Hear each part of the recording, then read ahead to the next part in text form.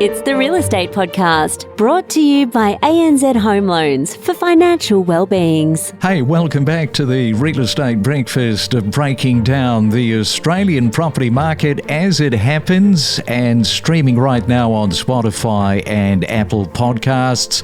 From Bundaberg to Canberra, plus regional markets right across the country, we have got it covered for you every morning. And if you would like to get in touch, you could share a view perhaps, or tell us what is happening in your market. You can email us. Our email address is myrealestatepodcast@gmail.com.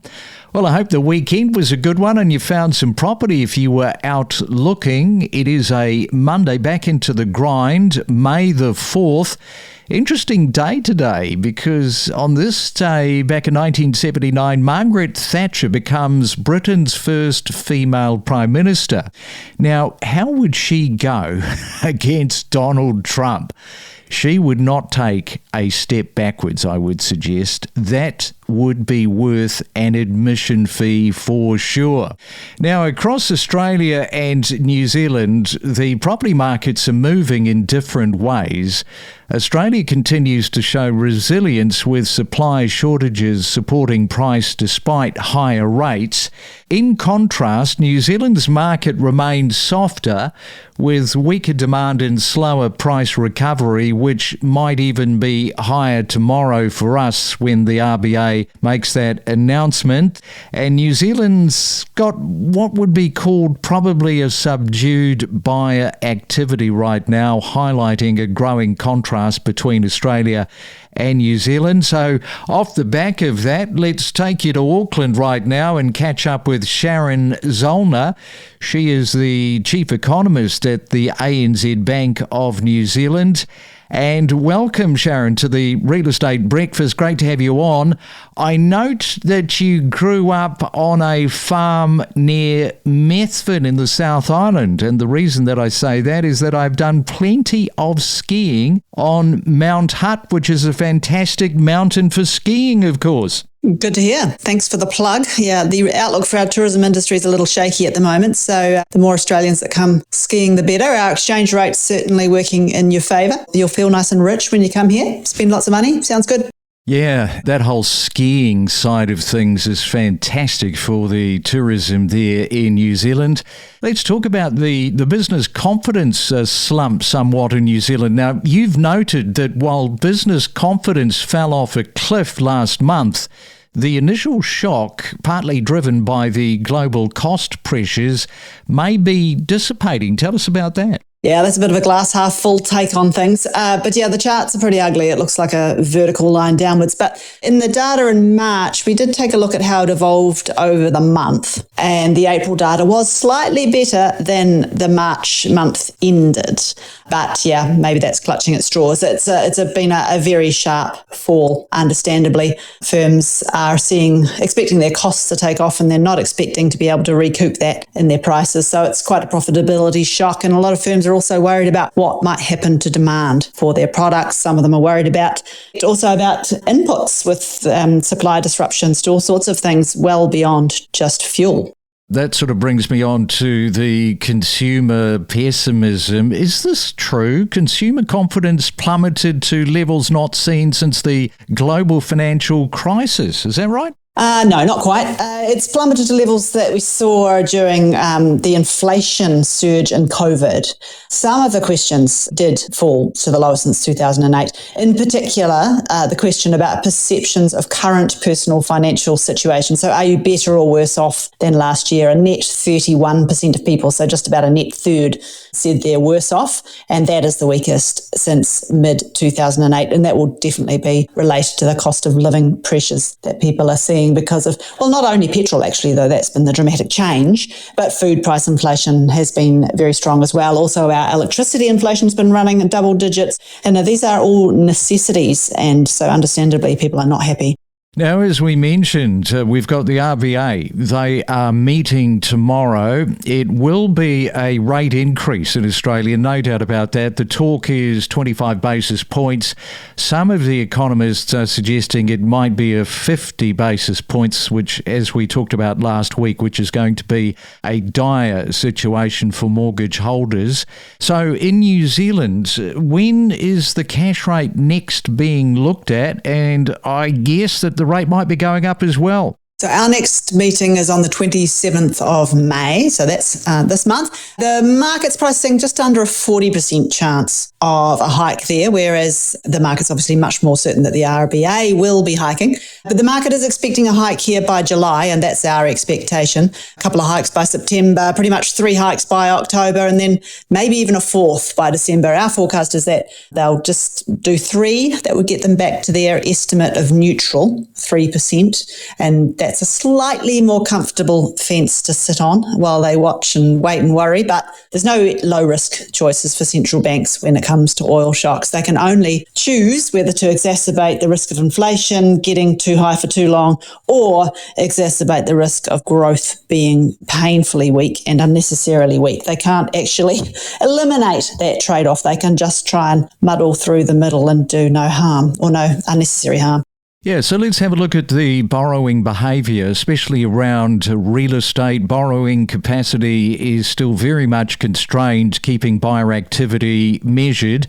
What is happening from your guys' reporting around the New Zealand real estate sector at the moment? The credit side's interesting because the market's still very competitive. Banks are competing on price and on terms, so credit conditions haven't tightened meaningfully. There was a report out by Centrix late last week saying that actually things were picking up. It really reflects the world before this oil price shock happened, but there were clear signs of mortgage demand lifting and the housing market lifting. And you sort of talked about New Zealand as a whole, but parts of New Zealand, the housing market actually looks more like Australia, and that is the South Island, which has got ski fields.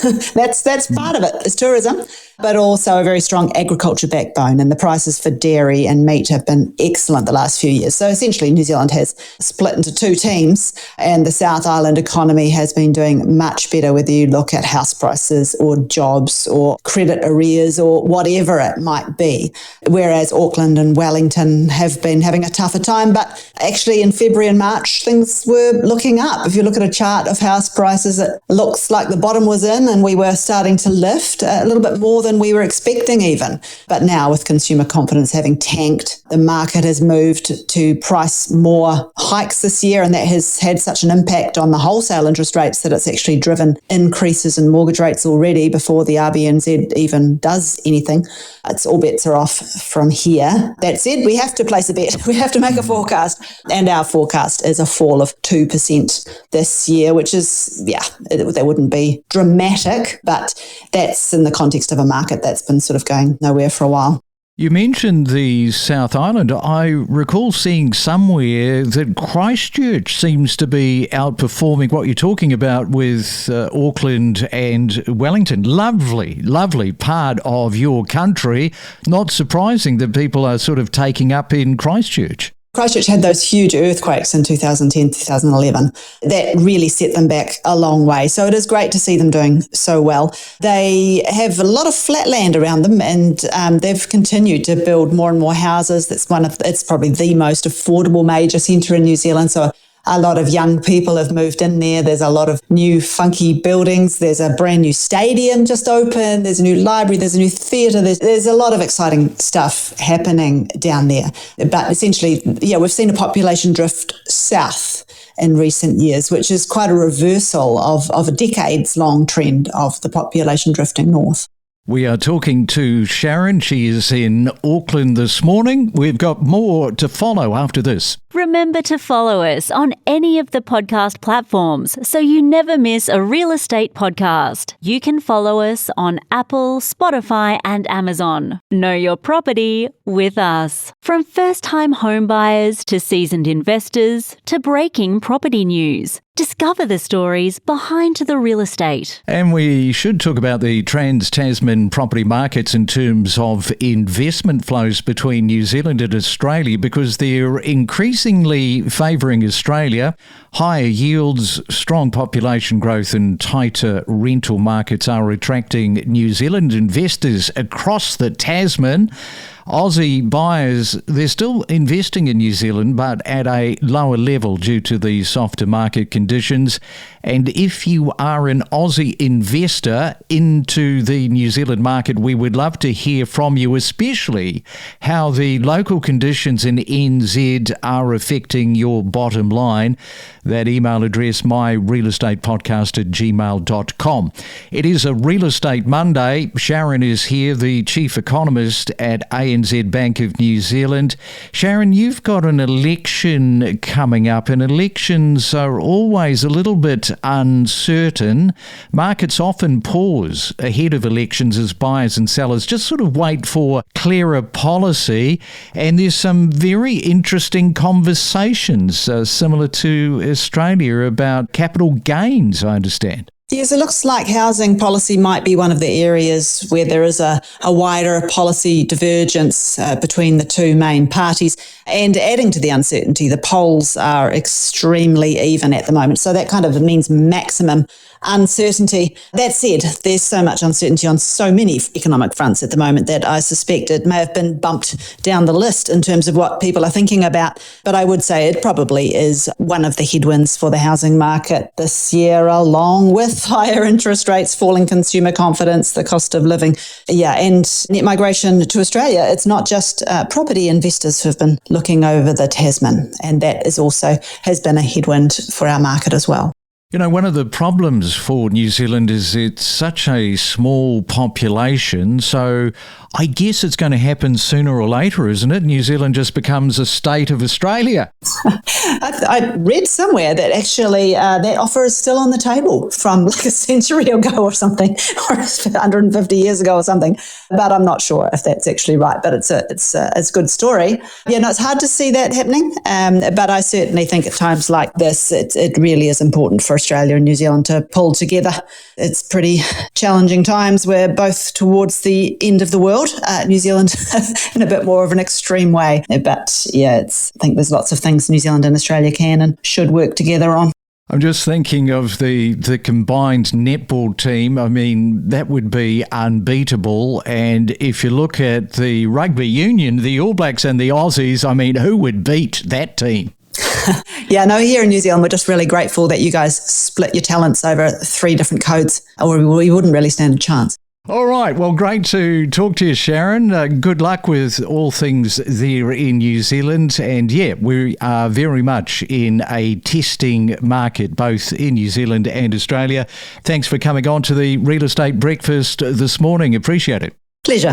From interest rates rising, a shifting landscape, rentals running hot, clearance rates, a tight rental market, buyer-vendor sentiment, we cover it all every morning from 6 a.m. on the Real Estate Breakfast. If we can prove that we're reducing our risks on buildings by the way that that information is being managed and who's accessing it, we can then go to insurance companies and demonstrate that we're lowering our risk profiles, and buildings need to be rewarded for that. A lot of the major banks now have reset their forecasts to 2 or even 3 rate rises over the course of this calendar year. So even domestically, inflation was becoming a concern again. We converted a 3-bedroom, 2-bathroom, multiple living area property into 6-bedroom, 6-bathroom, 6-kitchenette, 2 main kitchen properties. That's just a sales ploy to underpin the market, to get somebody to table an offer, then they'll decline it the next day. Sorry, the owners have decided to go to auction, and then they'll use that offer to leverage other buyers.